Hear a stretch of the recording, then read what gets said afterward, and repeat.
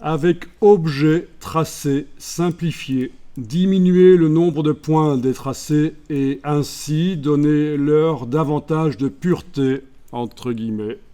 Un peu puant comme mot, mais enfin voilà.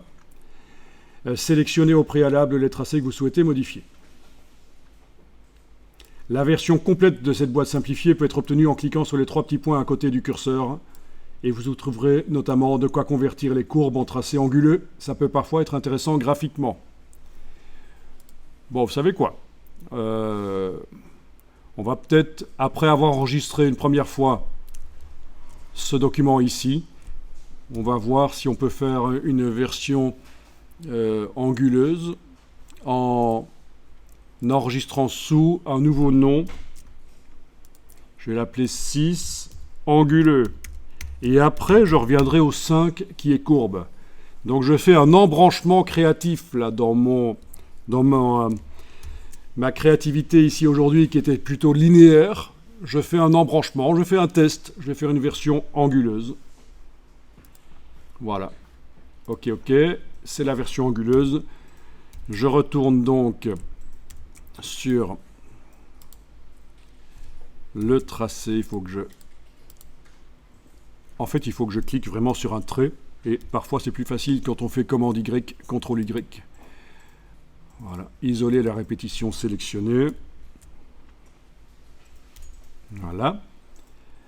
Je vais peut-être aller diminuer un peu l'épaisseur de mes traits parce que je les trouve finalement fort épais. Donc en double-cliquant dans la palette des formes sur la forme calligraphique que j'ai utilisée, je vais aller modifier ici la taille. Ok. Appliquer au contour. Et donc, objet tracé simplifié. Il y avait certainement d'ailleurs un raccourci quelque part au-dessus, mais bon, on va faire comme ça. Objet tracé simplifié. Alors, il n'y a pas de raccourci clavier pour cet item de menu.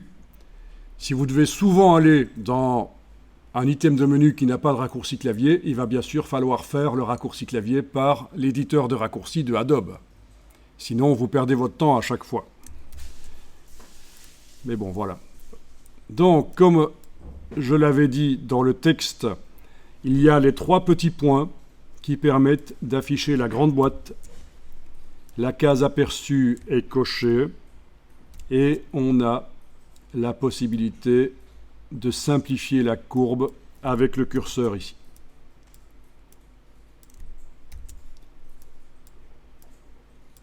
Voilà, ça peut être intéressant. Du coup, il ressemble à un mouton. En étant moins anguleux comme ça. Bon, les couleurs vont beaucoup aider aussi. Et comme je vous avais dit, c'est juste un travail technique ici. Alors, vous avez le seuil d'angle. Voyons un peu. Non, ça ne marche pas. Sauf peut-être qu'il faut cocher, convertir. Non, c'est ça. On va convertir en ligne droite, en fait. Voilà. Convertir en ligne droite. Vous voyez, ça peut être intéressant. Et alors, le curseur seuil d'angle, voilà, oui, permet de simplifier plus ou moins cette version à ligne droite. Très intéressant, sa géométrise.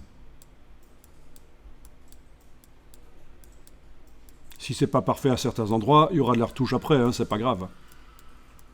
Bon. Ça marche chez vous, ça donne bien aussi ? Ok. Donc, on passe de là à là quand même.